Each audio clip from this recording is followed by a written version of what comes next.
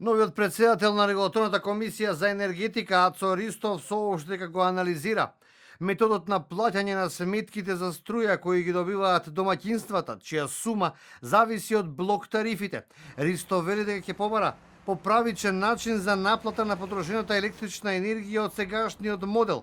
Смета дека има простор за подобрување, бидејќи според него за ист производ граѓаните плаќаат различни суми. Можно е да направиме некој нов начин кој што ќе биде ајде да кажем, поправичен. А каде гледате овде неправичност? Неправичност е што иста енергија се плаќа по различна цена. Значи, богаташите сега да кажете поевтино да плаќаат, они да ги жали? Не се збори за богаташите или сиромасите. Енергијата е роба, цена. Значи и овој кој произведува, тој ја произведува и ја продава по иста цена. Значи се другото е социјална категорија која што треба исто да се согласува со државата.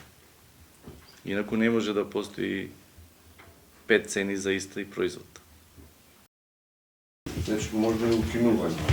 Не реков дека е можно укинување, ќе се разгледат искуствата од примената на овој систем, па ќе видиме, ќе направиме анализа. Блок тарифите за електрична енергија во земјава беа воведени пред 4 години. Целта беше да се намалат трошоците за електрична енергија на домаќинствата кои не користат големо количество на струја во текот на денот, но и струјата порационално да се користи, бидејќи моделот вели кој помалку троши, помалку и плаќа, како и обратно. Поголемите потрошувачи имаат повисока цена на крајот на месецот. Актуелните цени за сега се во првиот блок, доколку не се надминат потрошените 210 киловат часови во месецот, тарифата изнесува 4,7 денари по киловат час. Вториот блок е од 211 до 630 киловат часови, а цената е 5,8 денари по киловат.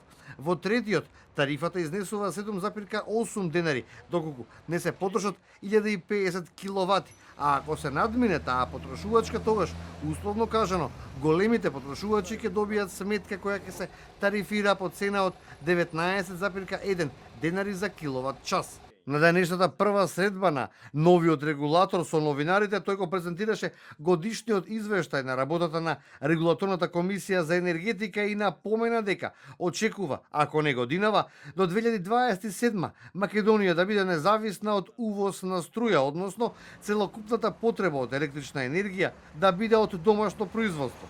Состојбата со гасот и со горивата, особено дизелот, кој е тема број 1 од областа на енергетиката последниве 2 месеци, е стабилна, а проблем има кај водата. Тука има алармантна ситуација, бидејќи подолг период на 60% од питката вода за пиење или не се плаќа или се губи низ дотрајната подземна инфраструктура.